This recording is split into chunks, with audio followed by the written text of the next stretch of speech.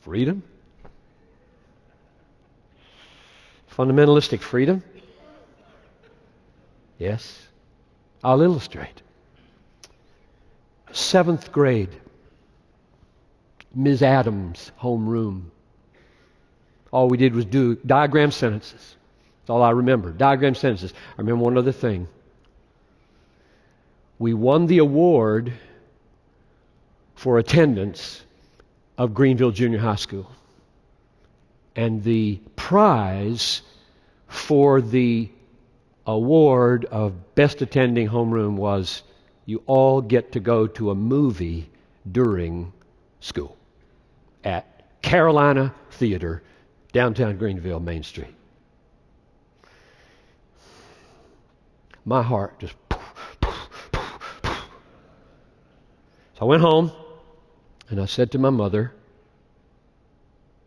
the whole class is going to go to a movie. What should I do? And my mother said, you do what you think is right. And I went.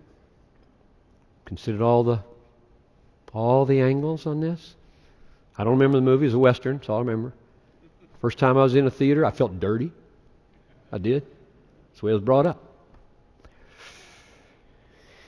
8th grade, next year. Phone rings one evening. And I don't remember her name. She was pretty. I remember that. This is Sadie Hawkins' deal. And she asked me to go to a dance. I've never been to a dance. To this day, I've never danced. Don't know how to dance. I do run on my running machine at home. And sometimes, if you saw me, you'd think I was dancing. Maybe I am dancing. Depends on which sermons I'm listening to.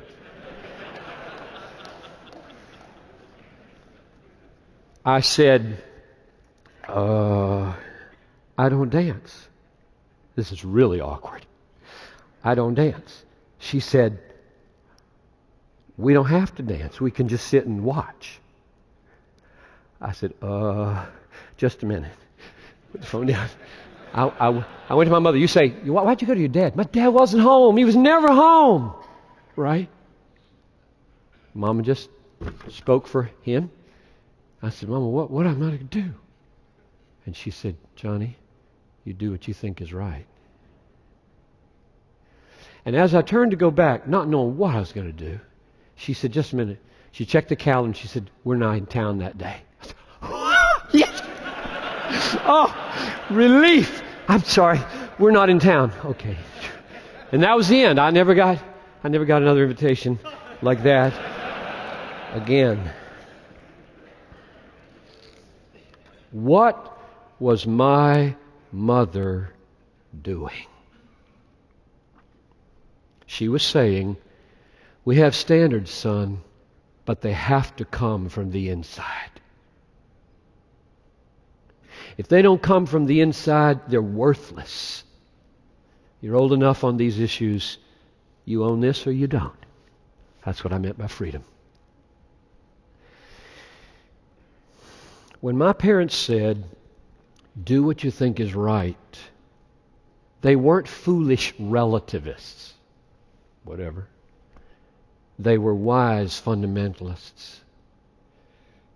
And soon I was old enough to talk to my daddy about these things.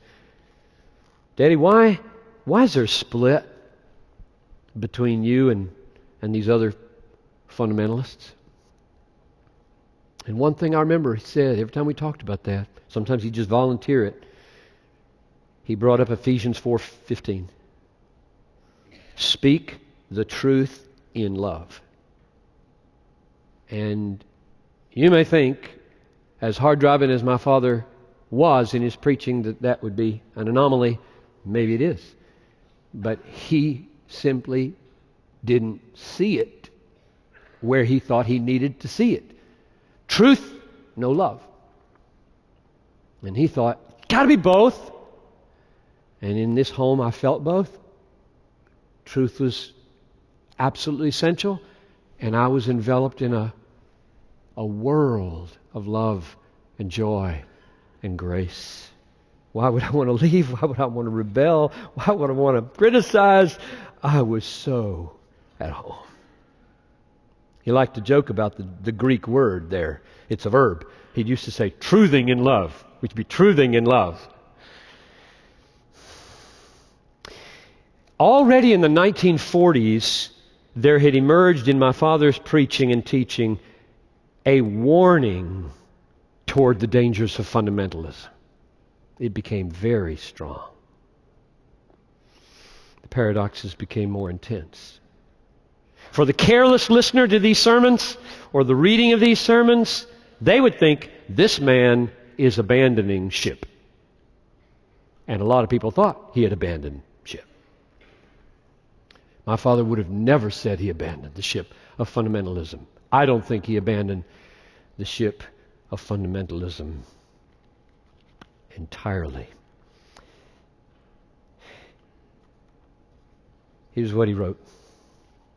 Some professing Christians,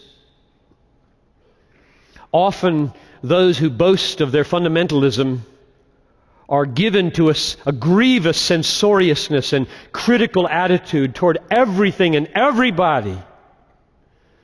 As one man I knew said, some people are born in the objective case and the contrary gender and the bilious mood. He used to use that for my sister and me a lot. You're born in the objective case and the contrary gender and the bilious mood. For one to profess to know Christ and have a real religion, and at the same time to manifest a sour, critical, negative attitude is disgusting and abhorrent, even to the ungodly. Certainly anyone with such an unsavory nature could never hope to be a savor of life unto life. He was an evangelist. They were going to kill evangelism.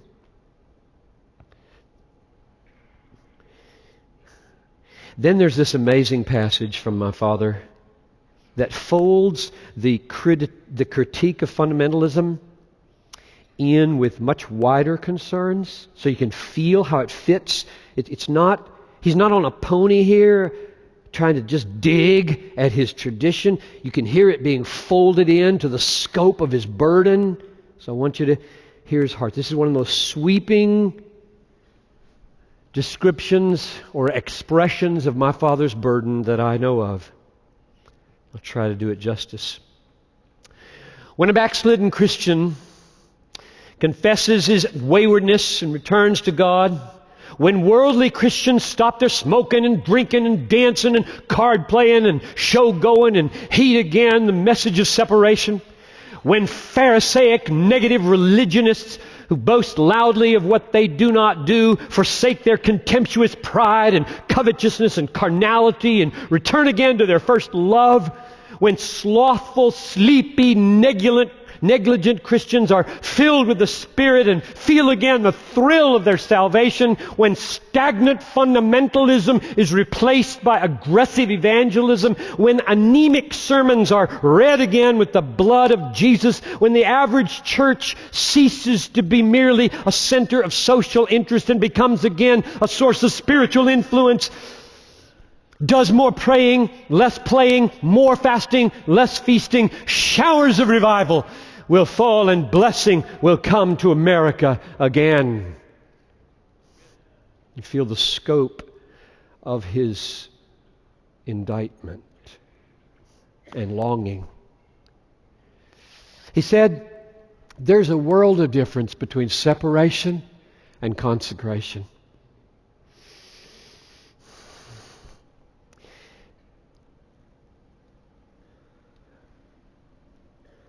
This is what my mother was doing when she said, do what you think is right, Johnny.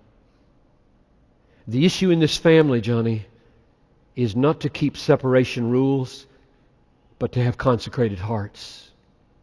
That's the issue in this family. Whether you go or not go, not the main issue. What's your heart say, Johnny? Daddy writes, I have seen many Christians who are separated but far from consecrated. They boast pharisaically of what they do not do and fail to see that they are doing almost nothing for God,